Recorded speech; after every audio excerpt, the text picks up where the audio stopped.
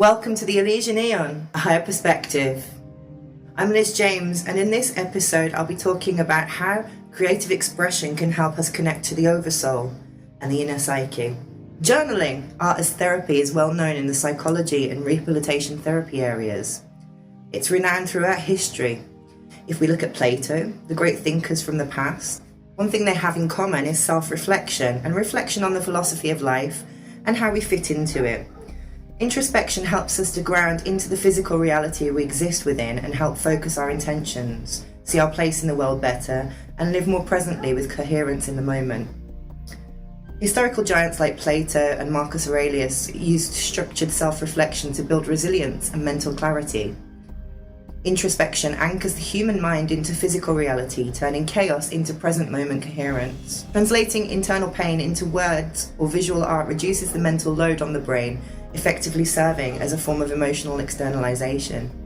Writing activates the left brain, our logical processor, allowing the right brain, the emotional processor, to safely feel and create.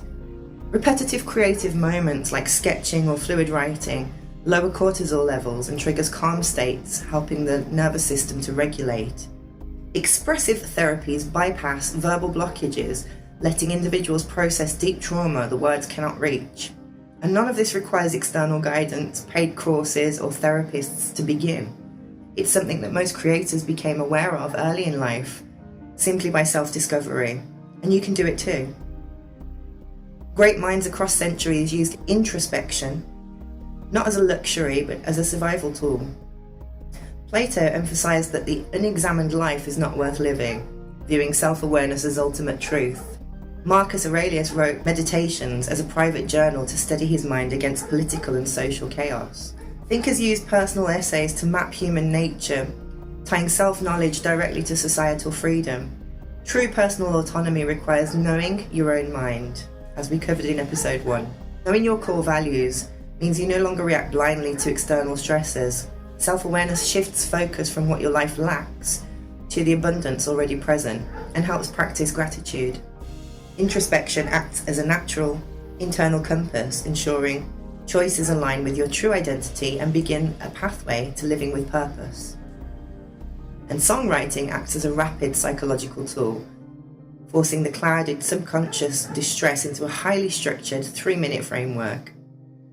Unlike open-ended journaling, songwriting imposes strict limitations in the forms of verses, choruses, hooks, and rhymes, which compel the brain to condense complex trauma into precise, manageable concepts. This framework creates a safe boundary, allowing deep-seated emotional conflicts to surface, find immediate framing, and achieve rapid resolution. Just the act of deciding to write a song about a specific feeling or emotion is the gateway itself. Maybe the theme is heartbreak, longing, anger, frustration, love. Whatever it may be, from there it's built, finding the nuances and allowing the writer to pinpoint, then expand exactly on trying to describe the feelings and emotions felt. The traditional song structure mimics the natural psychological arc of problem solving. We start with the verse, or the inquiry. This establishes the narrative context, digging into the subconscious to identify the specific pain, memory, or conflict. The chorus, or the core truth, that distills the emotional chaos into a single, repeatable, and universal declaration of meaning. The bridge, or the breakthrough, that shifts the sonic and lyrical perspective, offering a sudden pivot, realization, or emotional climax. The outro, or the release. It fades out or resolves on a final note, giving the psyche a physical and emotional sense of completion. When we combine words with melody, this bypasses the brain's analytical defenses. Melody and rhythm engage the limbic system directly, unlocking buried emotions before the logical mind can censor them. By matching an internal emotional state to a musical tempo, physically stabilizes the heart rate and breathing. Moving from a tense, unresolved chord progression to a stable root chord trains the brain to anticipate and accept emotional resolution. Condensing a massive life struggle into a single catchy line gives the writer a sense of mastery and ownership over their pain. So we can reclaim personal narratives through song, because songwriting transforms the victim of a chaotic experience into the active author of their reality. Subconscious anxiety is terrifying because it lacks form, and a song gives it a name, a rhythm, and a boundary. Singing about an experience can create the distance. Even in the first person, creating a healthy psychological distance, turning my trauma into my song, allows for the creator to put some distance between those boundaries. Speaking or singing your truth aloud physically releases tension stored in the body, finalizing the act of introspection. Sharing a structured song turns private suffering into a shared human experience, completing the journey from isolation to connection. It's a way of connecting with others. The blank page, the empty canvas, and the silent instrument are not merely tools for recreation, they are consecrated altars of direct invocation. Creative expression is a ritualistic bypass of the analytical ego. It functions as a specialized, active hypnotherapy session where the creator is simultaneously the subject and the guide. Dolores Cannon unlocked this through guided hypnotherapy sessions with her clients, but we can also connect with this hidden internal voice when we set an intention to do so. Because when you create, you step willingly into the theta state, opening a clean, unobstructed channel of communication with your subconscious mind and your oversoul. In a future episode, I'll talk more about these frequencies and these concepts. The subconscious mind doesn't communicate in literal structural prose, it speaks in the ancient language of the dreamscape. Metaphor, sensory texture, shadow, and the raw visceral resonance. When a writer sits down to construct a narrative or a songwriter drafts a lyric, they're not inventing stories from a vacuum. They're translating the encoded, encrypted messages of their own deep psyche. Dropping the pen onto the page without premeditation forces the ego to step aside. The hand becomes an automatic needle on a psychological seismograph, registering tremors of hidden grief, repressed anger, or forgotten joy before the conscious mind can censor them. It becomes a metaphysical mirror. The fictional characters, the eerie settings, the recurring motifs that haunt a creator's work are actually fragments of their own fragmented subconscious.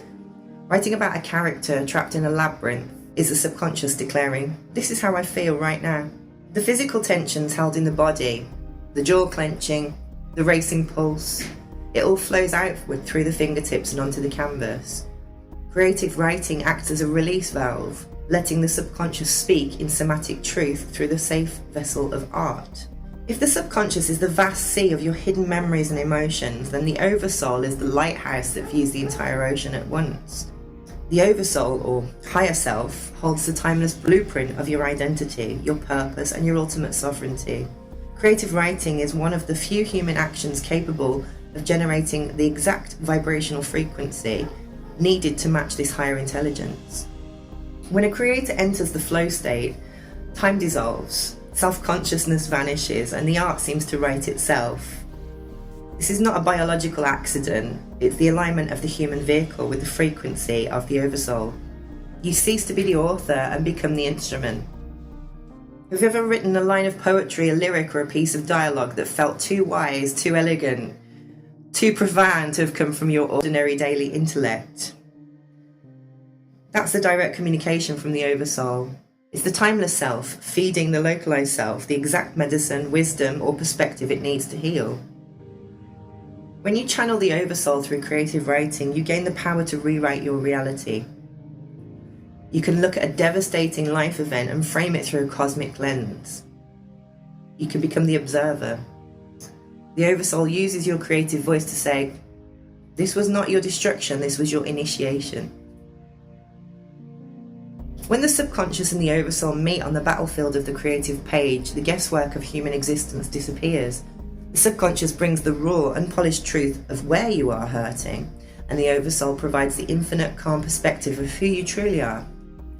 Through this creative alignment, you stop being a passive character, pushed and pulled by the hidden currents of your mind.